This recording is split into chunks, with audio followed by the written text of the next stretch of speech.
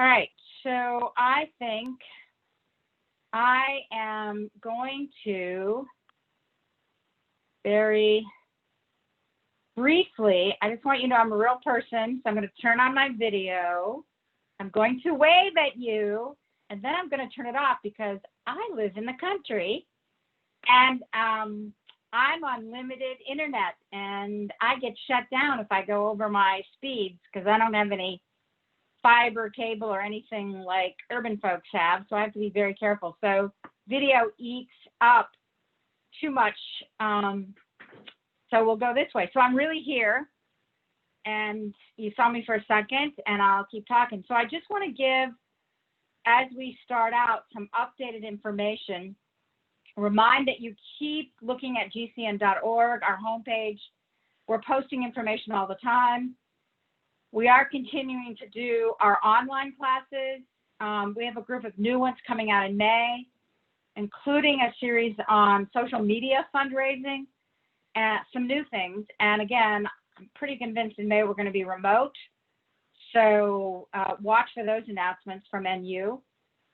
Consulting. So we're doing rapid response, free 1-hour consulting. You can sign up. It came out it's for members only. It came out in our member email. And Elizabeth Runkle and I are both available. We're using Calendly, so you schedule your own appointments. Emily, you're on. Can you get that link? I meant to put it in and I forgot. Next week, we're going to do a couple webinars on the disaster loan. So this was the Families First, the first piece of legislation that was passed. CARES is getting passed today. This is the loan for the disaster loans. I'm going to talk about this later. I really encourage you to think about applying. The loan gets converted to a grant if you keep staff on payroll. It is used for any new debt or to pay your payroll since March 1st. So I'll talk more about it, but there's the link. We have 3 discussion groups going, listservs. So we have one on programs, one on development, and then a GCN one. If you email admin@gcn.org, she will get you signed into that. Send your email address, your first and last name, and which group you want to join. We're hoping the development folks will all join and we'll start sharing ideas with each other. Next week, we're going to do a town hall, probably Wednesday or Thursday. That's going to be about the CARES Act. I have to get each act right. So the CARES Act and what's all in it for nonprofits. So stay tuned for that.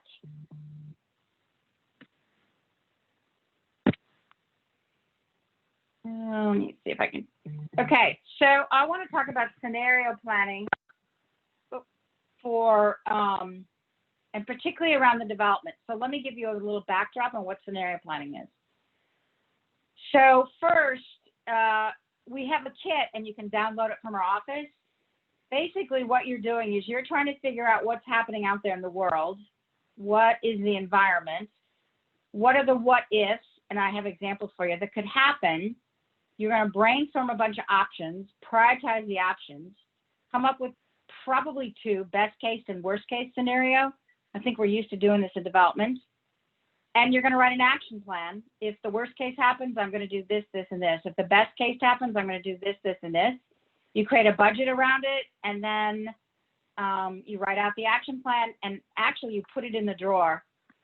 I tell everybody, and some of you may have heard it already, but I worked in South America for Caterpillar, helping their foundation set up some programs in mentorship and apprenticeships.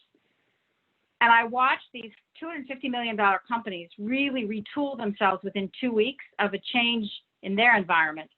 They had scenario plans in for all kinds of things, like a dictator, a populist, hyperinflation. And in a couple of countries, I was actually there when things happened, and I watched them retool the whole company. And the interesting part was first how fast, because they'd done all the pre-planning, because they knew exactly what to do, they could implement everything in 2 weeks. No long time of meetings, no lots of scratching our heads, no trying to figure it out.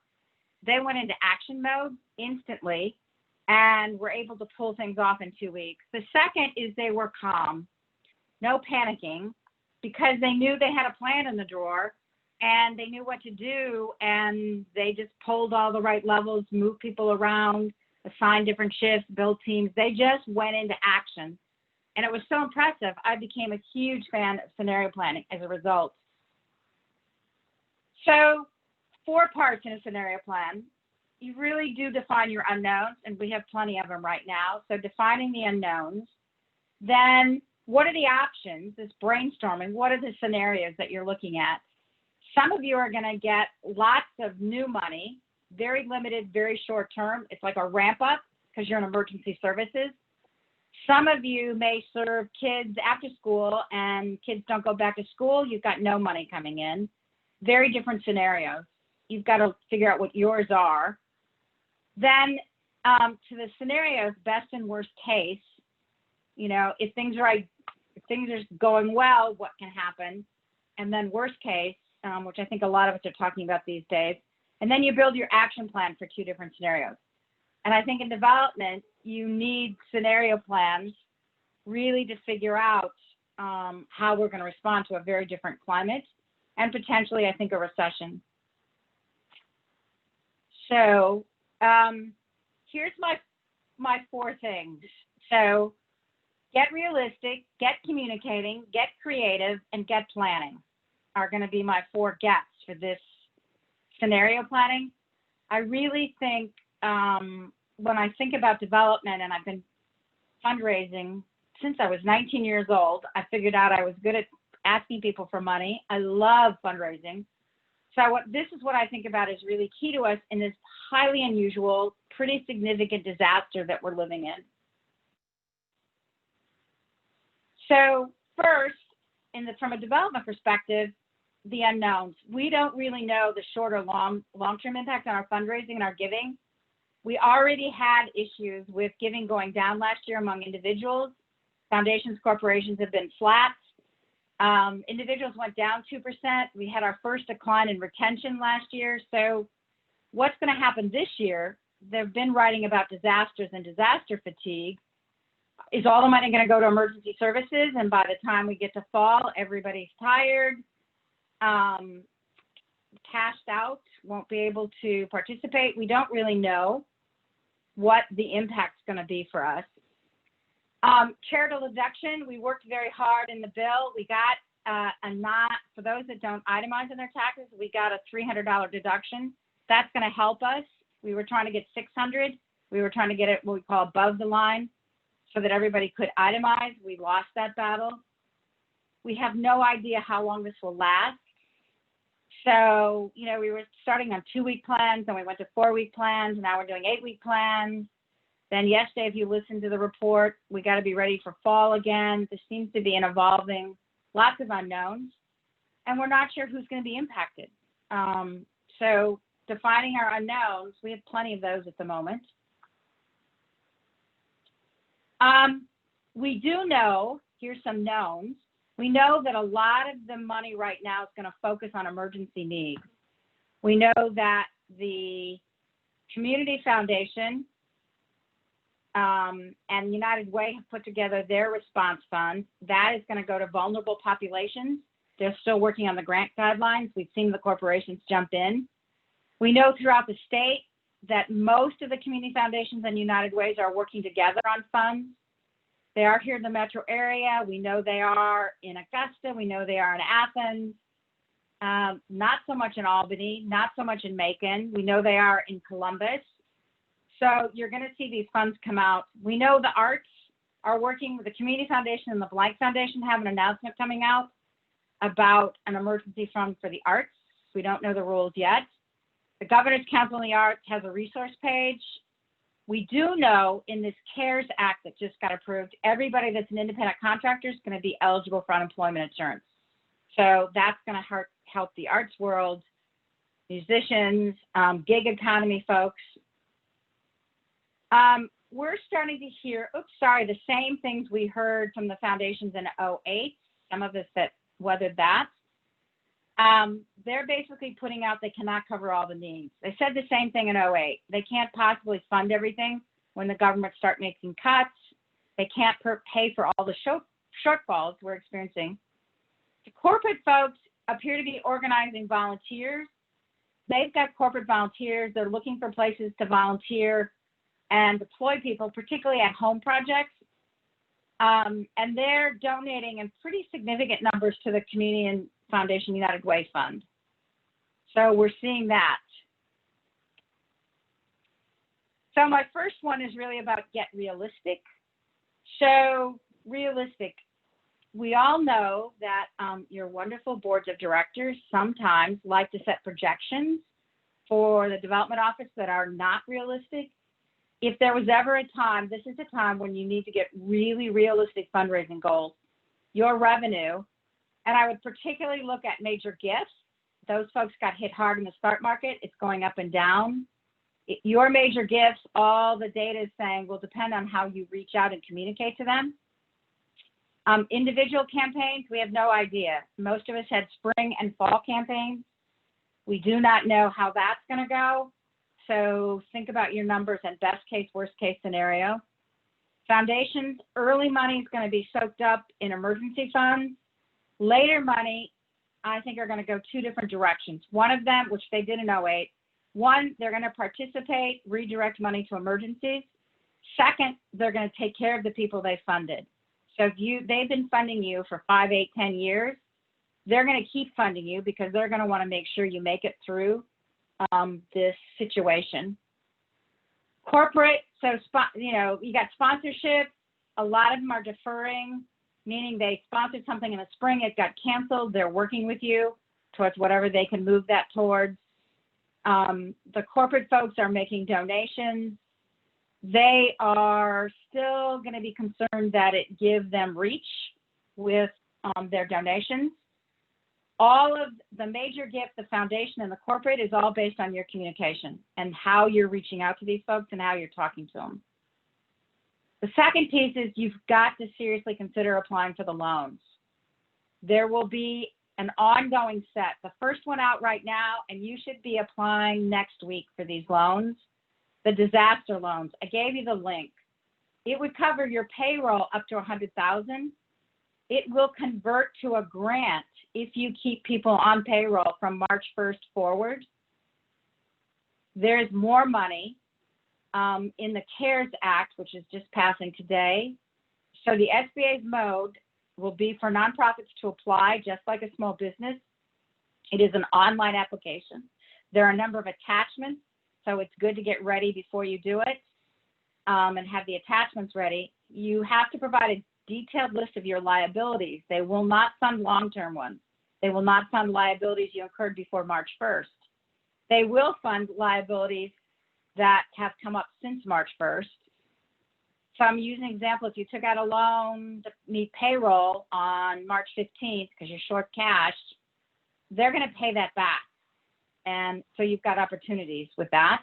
So seriously start talking internally about applying for these loans and how you can get ready to make use of probably 2 for now, but probably 3 waves in the stimulus packages that have come out or will come forward.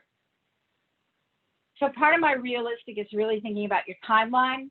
And I think we're all thinking, we started out 2 weeks, we're way over that. So 4 weeks, 8 weeks, end of your fiscal year, and 18 months. So end of fiscal year and 18 months is really about the recession. We are in a recession. We know what fundraising does to a recession. You've got to be doing projections. And again, I'm going to stress realistic. No pie in the sky. No build it and they shall come. No, oh my God, we'll just go ask more people. This is a time to get some realistic numbers about what you can truly raise, what you've raised in the past, and then take a dip in it. Some of you are going to see a short-term surge in the probably 8-week kind of time thing. But look out. I think it's important now to get ready for 4 weeks. Next week, start talking 8 weeks. End of fiscal year, 18 months, you probably can't do till mid-April when we have more information and know what's going on. But those are my 4 sort of timelines for thinking about revenue, and then also thinking about your development activities and how you make projections.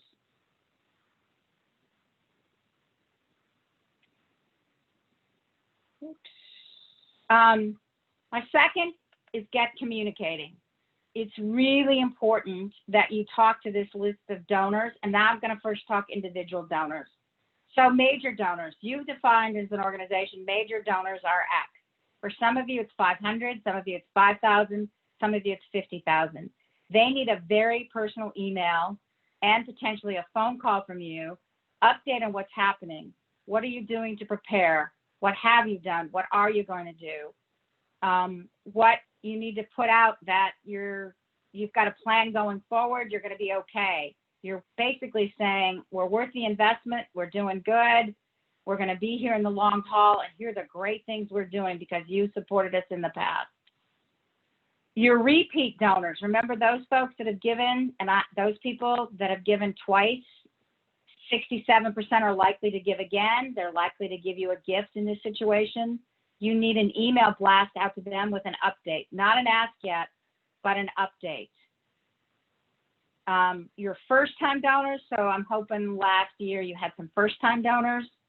For them, you need an email blast probably mid-April that's part update on how you're responding, but also part appeal to trying to turn them into donors. And then you've got prospects. You're going to have to get your board involved in peer-to-peer fundraising, and you're going to have to develop your prospects and get ready, get organized to appeal to them. We're thinking after Easter, so mid-April to the end of April. So communication. So think about segmenting your donors. Hopefully, I'm going to pray you have data and you can do some segmentation. If not, err on the side of caution and treat everybody like a repeat donor and pick that one. Communicate what's going on, how everybody's doing, who you're serving, like an update. Tell them how you're responding and tell them what you're going to do in the next 8 weeks. So the experts say, reel in your communication. So whatever you present needs to present a vision for the future. You've got to demonstrate you can weather this. You're strong, viable, have a plan moving forward. You're here for the long haul. You've got to tell them you've got a contingency plan. Here's how you're going to make up lost revenue. If you're going to take loans, how you're going to pay it back. If you've cut programs, tell them you've cut the programs and when you're going to reinstate them. And if you've made budget cuts, what you've done, how you've done it, and what you're thinking about the future. That one I would be most careful with. You need to be confident, but realistic at the same time. The donors, you want to really sound, look, seem like you're being very strategic. You're making really good choices to deliver your core programs and services in very different ways. How you've gone remote, how you're using technology, telemed counseling, telemed Zoom case management, whatever you're doing and have switched to, try and inform the donors because that is your soft pitch for we're here and we're doing well and we're moving forward. Get communicating. So this is an opportunity to use social media. People are on social media more right now. And remember, millennials are Instagram, baby boomers are Facebook, Gen X, older ones are Facebook, younger ones are Instagram. Think about what you can get out on that social media and share as much as you can. Think about doing some polling. It could be fun polling about, moms at home with kids. Could be polling about future events and what you're thinking about doing. Could be a survey to gather information from clients. Engagement with your social media might get you more fans, likes, hits these days. Now is the time to go in and update your georgiagives.org page. There will be a campaign in mid-April. We're going to do another National Giving Tuesday day. It's going to be national. WSB's already agreed to participate with it. It will be a big deal with all kinds of media again. We've updated the homepage for the COVID virus, so you need to update your page and get ready. There won't be a lot of time once this gets announced for you to get organized, so start now. I would highly suggest that you get your board members to set up individual landing pages for themselves Get them prepared to run a text campaign sometime in mid-April. So Georgia Gives, the platform is Mighty Cause. It allows you to set up with a template every board member with a landing page. They then can do email, text, whatever their pleasure is. They can do all of them. You're going to need them help to raise money peer-to-peer. So get them organized now, because we're only 2 or 3 weeks away from mid-April.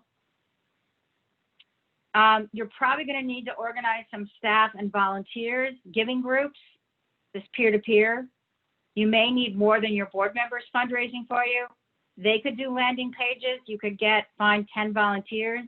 You may have some major donors. You may have some what they call super volunteers that donate and give you time. They set up their own landing page. Again, now's the time to activate your peer-to-peer fundraising to get ready for end of April and probably May. I would think about another campaign around Mother's Day. That would be your own individual one. Think how you use the infrastructure you build now for Georgia Gives to use it around Mother's Day potentially. That's always been a popular nonprofit one. So I'm going to stop there for a second. Questions? You can use chat to ask a question.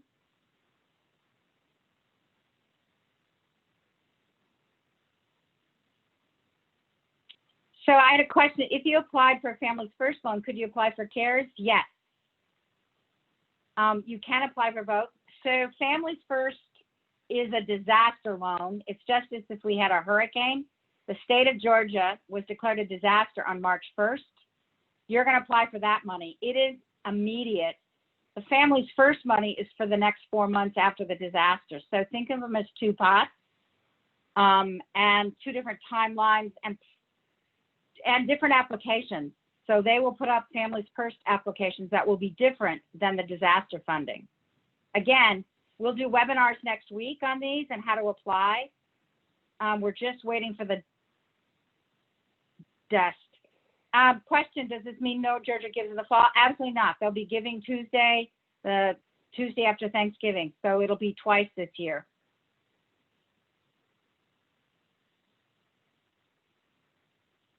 Any other questions? Anybody?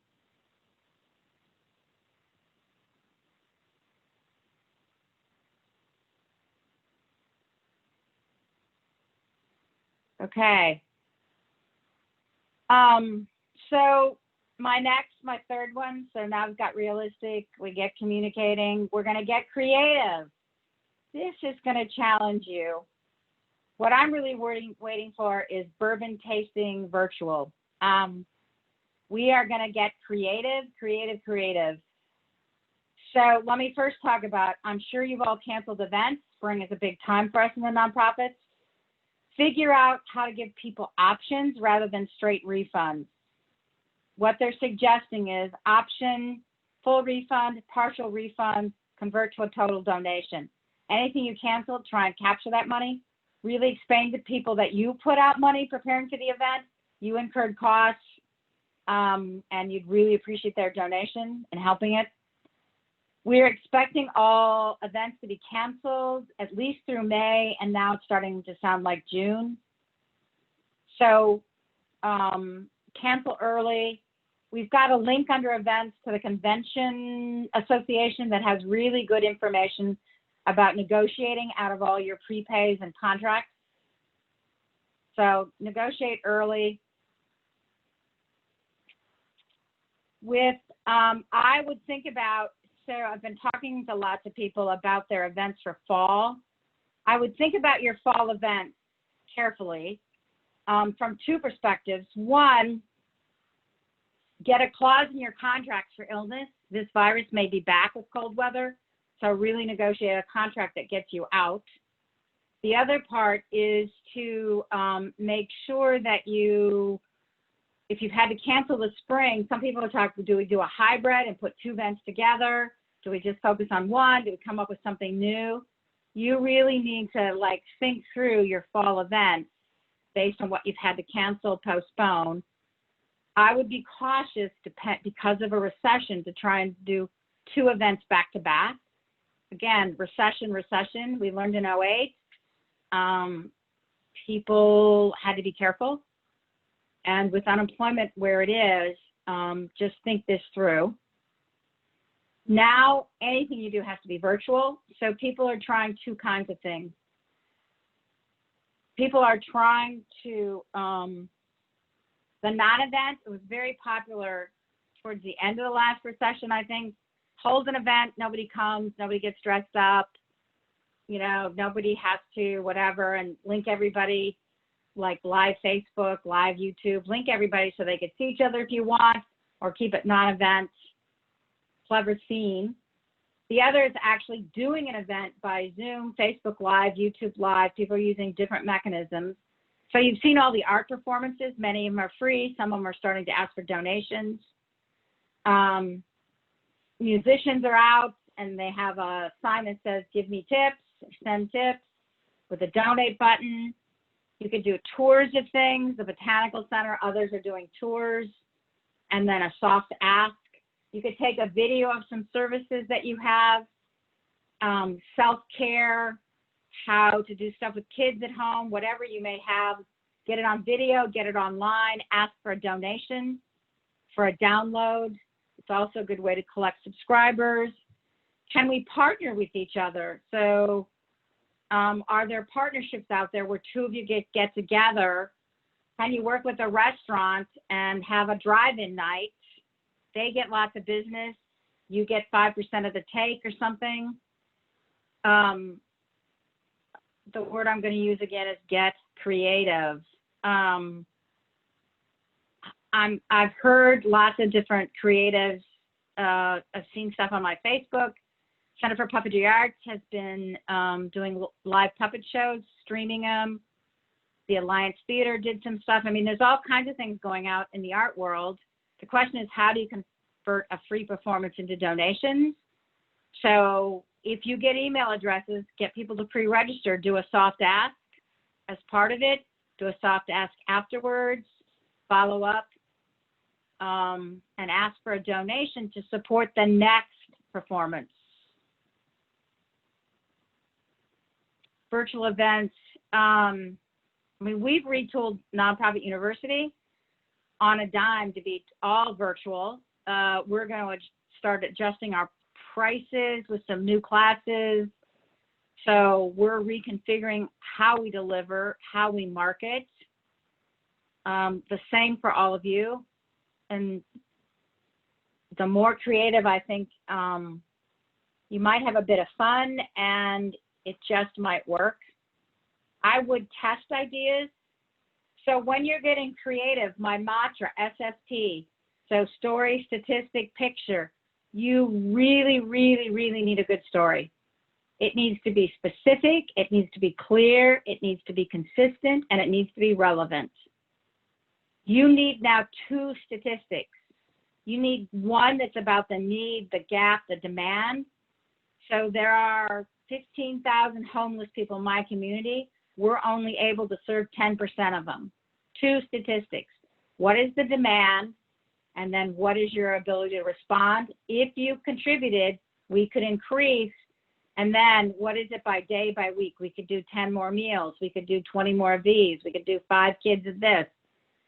Quantify and make it relevant.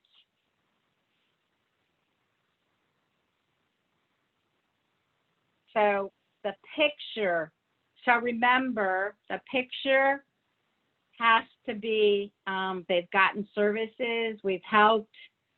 The picture, I think it's an action picture these days. It's people pitching in and doing is what's resonating. So think action picture. Staff, families, partners, people doing things together is probably something that will work. So story, statistic, picture. A really good story from a client's perspective. 2 statistics now, not 1. What's the need, the demand, the gap that you cannot fill? What is your response that you're doing now? What you can increase it to? And then quantify it. We could do 20 of these with a $50 gift. You know how we do in Georgia Give? everybody quantifies 25 equals this, 50 equals this, 100 equals this. I would do the same, not for major gifts. This is for an appeal or a campaign. Major gifts, you could serve 1,000 meals. I think many of us, we've done a survey, the number one thing we're facing is cash flow issues. So also talk about your cash flow and how you're ramping up for services, you're changing services, and you need this amount of money to get something online, this amount of money to retool something and get it out to clients.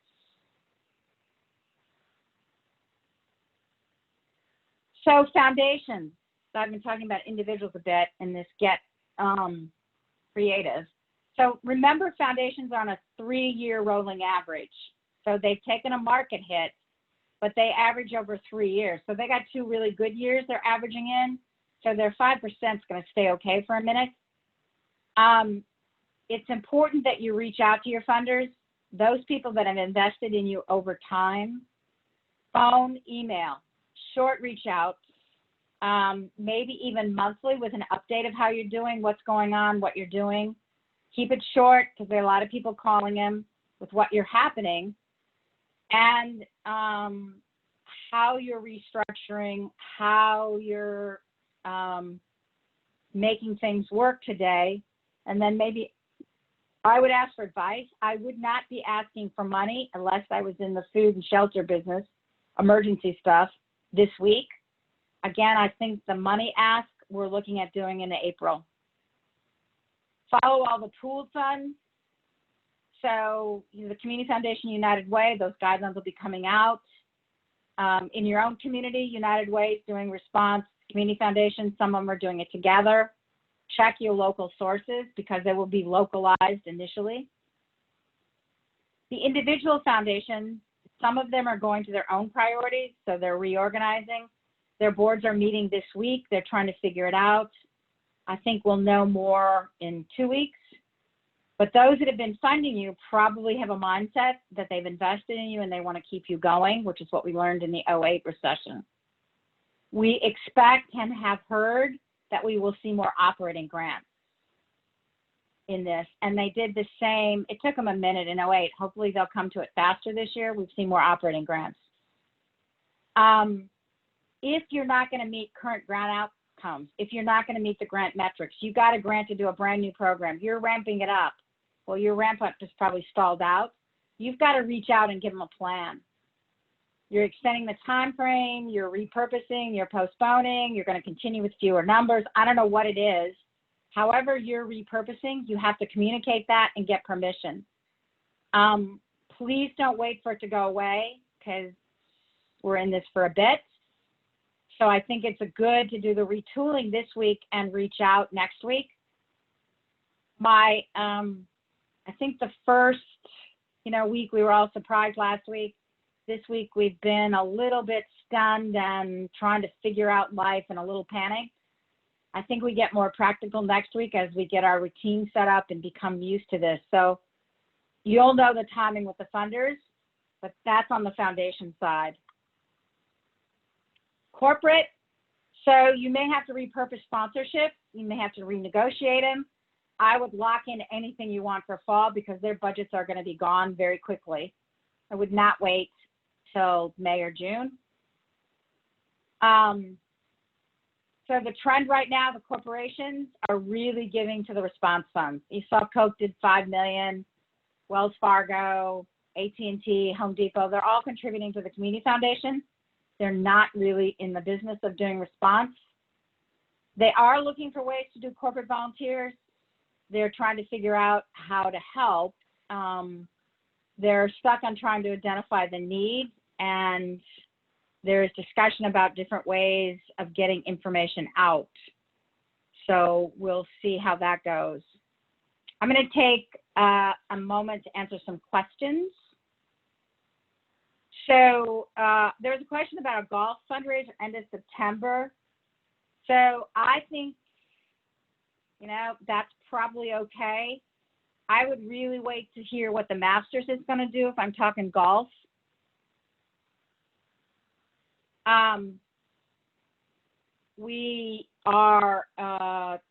haven't announced yet in Augusta. They postponed it. They're talking October.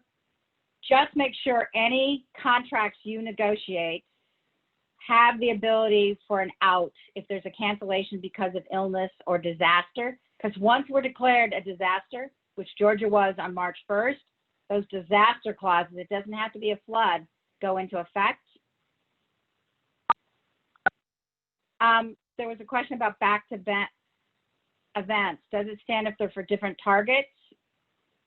I would just be careful. So back-to-back, I still worry. You've got staff time, ability to carry it off, do it well. If you have different channels, different messaging, different audiences, and they're really separate and you think you can do it well, sure. But if it's a community festival and you're having a music festival and a food festival, no, it's not going to work. You're going to have to come down to one. So I was asked to explain about the SBA loans being converted to grants. So the SBA, the current one, which is the only one we know in detail, it's called Families First. It's disaster loan money. If you keep staff on payroll consistently from March 1st, that loan converts to a grant. There are caveats. You can only get $100,000. The SBA is actually going to decide the amount. They won't pay for old debt.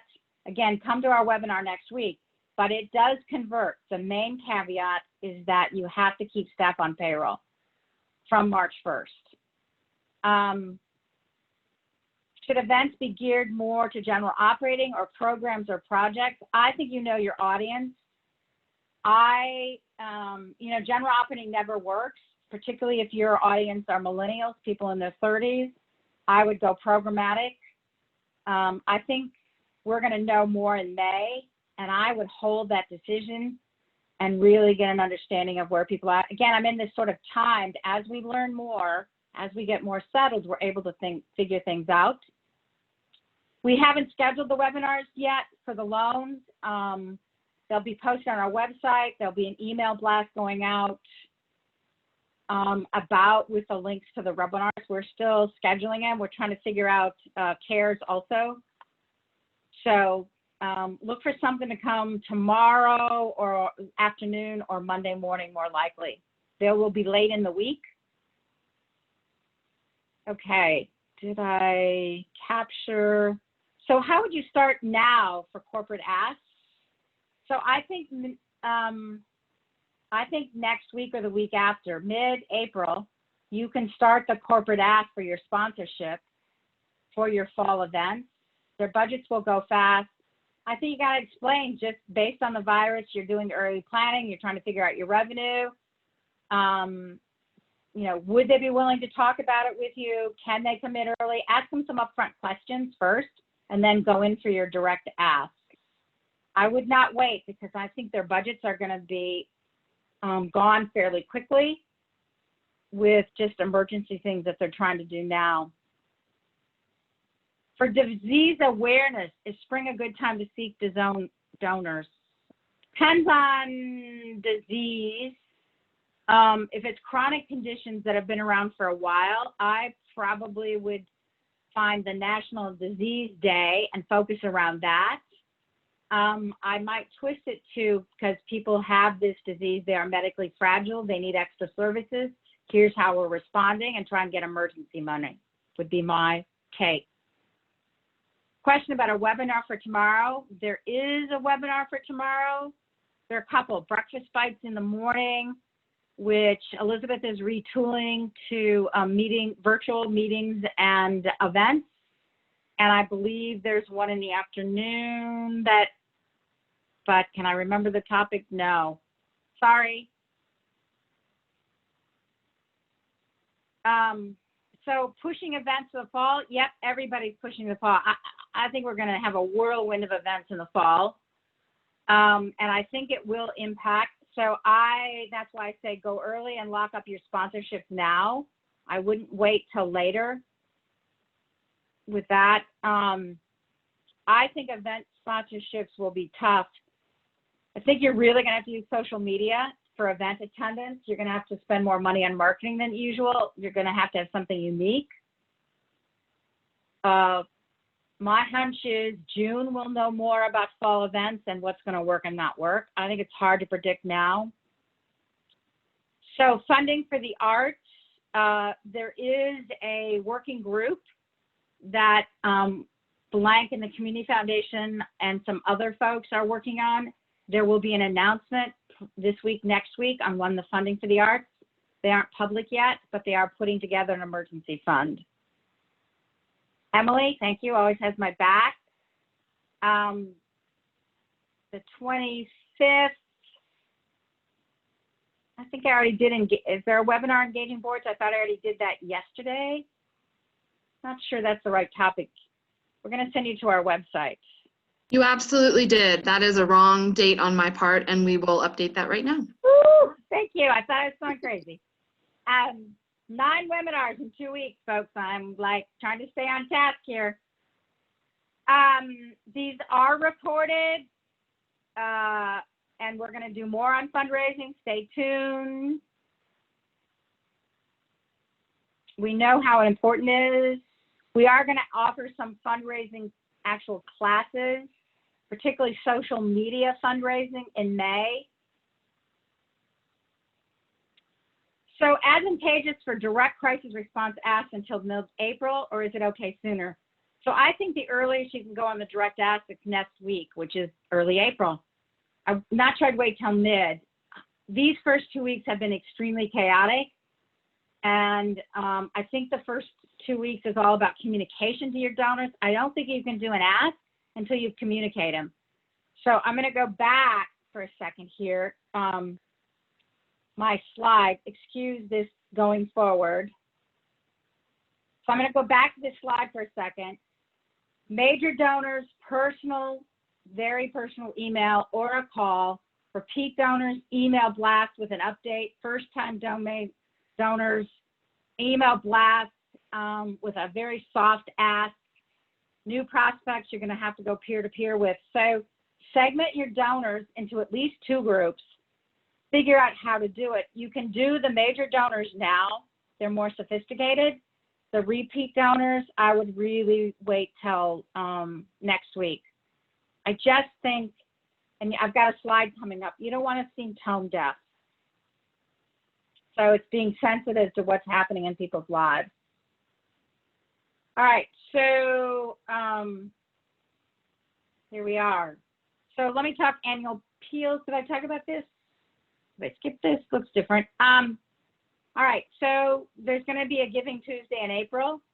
Mother's Day, you've got a June end of year. I think you can do a June appeal a month out from the end of your fiscal year and talk about what you need. I think that's to be expected this year. I wouldn't do that in a normal year, but this year. Fall campaign in July, you should start your planning. You should save the date cards. You should get your list cleaned up. You need to start your storyboard for what your campaign's going to be about, and you need to be in August organizing your peer groups. So there's, you thought you had an easy summer, there's plenty rolling around to do. All right, I talked about foundations, corporate. So here's my piece, I said this, really be careful not to be tone deaf. Everybody is panicked, upset, worried, concerned. And the longer we go on, we're going to have people start getting sick. There are some new tables out. We made the national news this morning as being in the top 4 states for a surge in outbreaks, Georgia. So people are refocusing on the emergency. You're going to sound weird coming in. So timing matters right now. Be very clear on your needs. Asking people, emergency needs are first. Emergency needs as a result of this. So you may serve kids with disabilities. You may serve kids in certain kinds of programs. You've got emergency needs now. So please make sure that you don't appear tone deaf and you figure out, you can communicate what's happening now, but I'm not sure you can truly ask for money unless the donor asks you. Next week, I think it's a different deal. So do not try and hide what's happening, that realistic. Talk about how you've retooled. Talk about what you're doing differently. Talk about things you're learning as this happens. My last one, so don't whine. We all want to whine. We're all having a hard time. You need a real plan with real numbers of what you need to go forward. It's extremely competitive. So that's why real numbers, what you need to get to, through June 30th. So everybody's thinking emergency. What do you need in this emergency? What has been the impact of your emergency? And then clearer, what do you need to do towards the end of your fiscal year? I am recording this presentation, board. So we're thinking about a town hall for boards or a fundraising training for boards. If we did a fundraising training like noon to 1, do you think you could get your boards to sign on and I can be the one to hit them up the side of the head for you?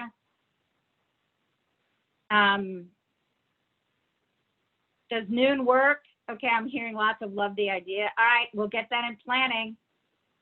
Because I think we could do 2 different ones. One's on peer-to-peer and the other one but just on the fundraising rules of right now. So we'll look at getting that organized for you.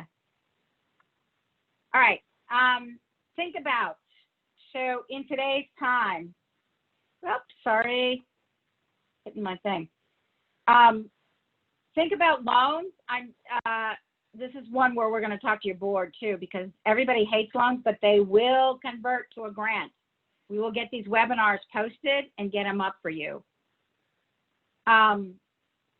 There are 2 different sets of loans. I'm pretty sure there'll be a third act. There are going to be 3 rounds of loans. Disaster money is March 1st. The second will be with this Families First that probably will start in May or June. That will be more recession related. The third set depends on how far this goes. They are all from the SBA. You have to fill out the SBA forms. You have to do it online.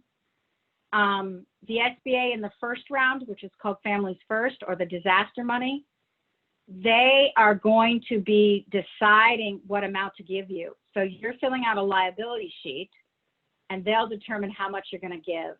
We know it's competitive and we know they're a little bit slow. They're saying 2-week turnaround. I used to package SBA loans when I ran a loan fund. I think with the demand they're getting, it's going to take longer. They will be forgiven and they will turn in a grant if you follow the rules. So it's important to understand what they are and make sure you fit. Otherwise, it is a 30-year loan, so you could pay it back forever. My last thing is also the organization should think about reserves. What do your policies say about use of reserves? Get your board geared up. Make sure they're ready in case you need to dip into them if you haven't already. If I had one more thing to think about, I think next week, I'm making it sound like a really busy week, emergency succession planning. We're going to do a webinar on that. We have about 2 weeks away from people starting to get sick here. So if the development officer, you, gets sick, who's picking up your work? Who takes on? What's the cross training? What are all the passwords for all that software you use for fundraising? Can somebody get into Georgia Gives besides you? So think about cross training and think about emergency succession planning for key positions in the organization. Oh, sorry. So join our discussion group. Email admin@GCN, name, email, and say you want to join the development group. Then the discussion group, you'll get an email every time somebody posts something in it. Board training, get your board geared up on peer-to-peer, get them ready. We'll do a board seminar. There are really good tools on Mighty Cause or georgiagives.org for you to train the board. Work on a really good story and statistic, that SSP. Think about one for now. Think about the one that you want to use in May, June timeframe, and think about what you're going to use in the fall. Communicate to your donors. Get things out. Think of it as almost like stewardship. Tell them what's happening. Tell them the gaps you're seeing. Tell them the help that you could use.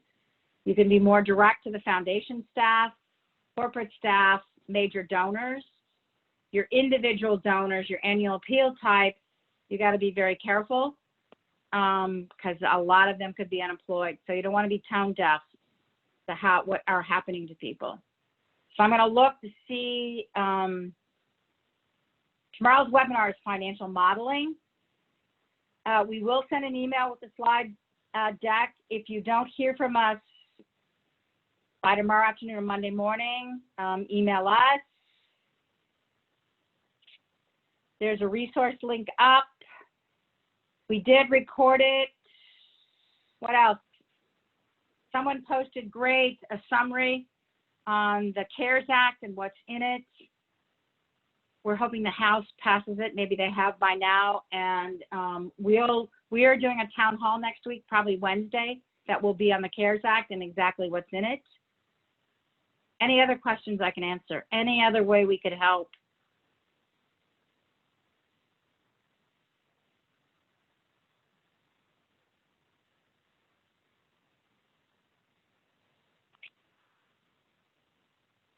Anything? I have to tell you, I love seeing your faces, hate teaching without the interaction. I miss all the gab and the conversation and the questions and the ideas off of each other. So I'm adjusting to this new reality, but it doesn't mean I have to like it. How many folks on the call? We had 68, we have 65 right now.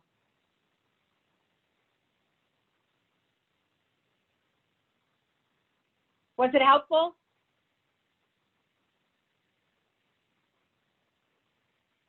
Oh, good. Thanks for the kudos. We're trying. We know life is hard. If you want individual consulting, I don't know, Emily, you're there. Can you publish my Calendly link?